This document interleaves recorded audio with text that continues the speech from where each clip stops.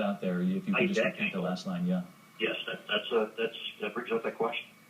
And you know, John, we're also learning of something that would be very obvious to our viewers who've been watching this unfold, but perhaps a bit of a surprise for passengers who have flights out of San Francisco's airport today on this Saturday as this event unfolds. They're learning as they get there that all flights have been halted at San Francisco's airport.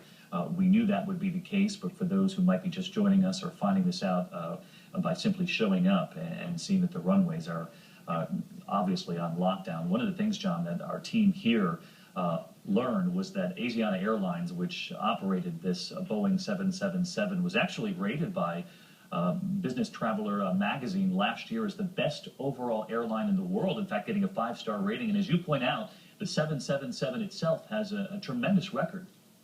They do, and Asiana has a record. Asiana was a startup only about 20 years ago, and they were Boeing-trained pilots.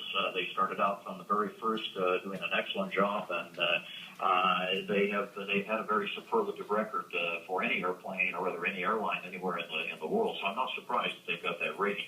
There's certainly nothing in Asiana's background that would lend anybody to expect an accident.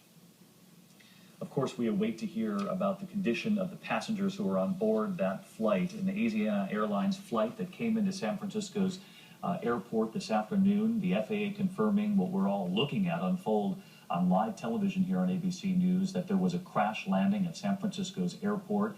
It's believed there were close to 300 passengers on board. We know that the Boeing 777 is capable of carrying hundreds of passengers.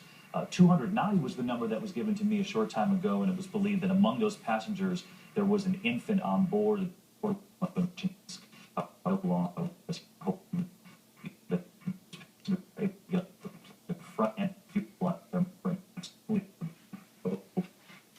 The pictures that we look at now are the aftermath of the fire, and so we simply do not know at this hour the timing of the rescue efforts. We know the rescue teams arrived right after that crash landing. We had eyewitnesses who told us they watched the fire trucks, the crews, pull up to the plane almost immediately. Evidence of the sheer impact of that crash, the stabilizers that helped the plane land, to stabilize it as it comes in for a landing, sitting on the runway, ripped from the plane. That's an indication of just how hard the impact must have been. And of course, the eyewitnesses who told us the nose of the plane up in the air, the tail of the plane much lower than the nose of the plane, which was an indication that there was something terribly wrong with this flight as it came in for landing at San Francisco's airport this afternoon. You can see the water there, the plane not far from the break wall there that separates the runways from the water there in San Francisco. The Boeing 777 has a very good record, as John Nance pointed out. The airline itself getting 5 stars in a report just within the last year for their safety record and their record carrying passengers.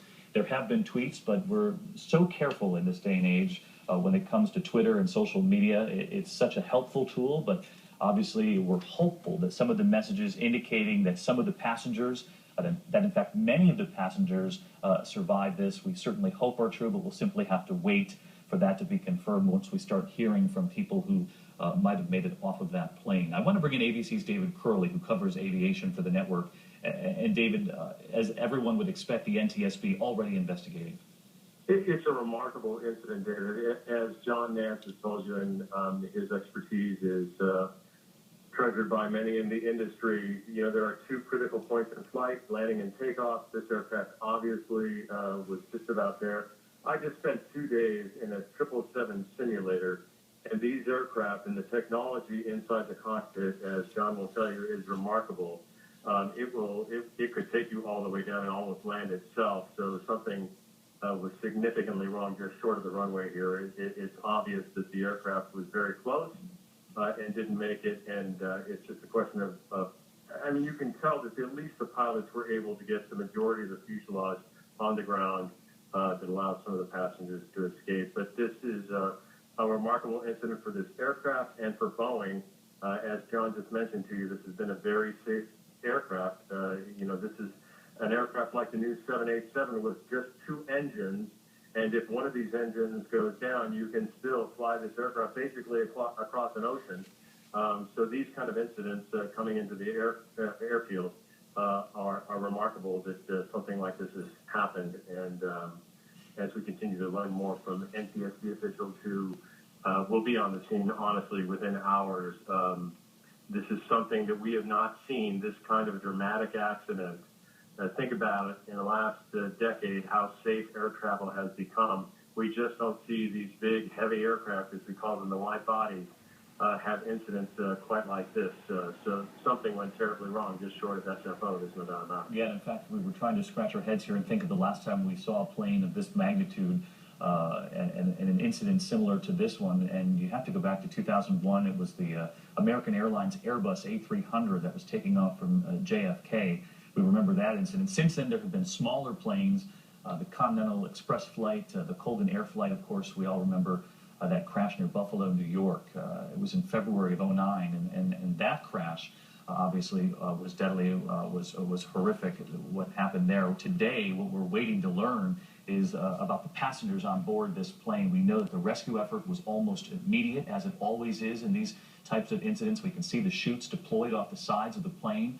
We had eyewitnesses tell us that they saw the trucks racing to the plane and, in fact, seemed to have the fire that broke out under control before it then exploded again, as Dominic, one of our eyewitnesses, described. The live pictures coming in now from the air, they were showing us just moments ago, them watering down the plane, obviously trying to make sure that there aren't any more hot pockets inside that plane. The damage is the most concerning to the eye at this hour, and that is the sheer top of the fuselage there that has been burned away.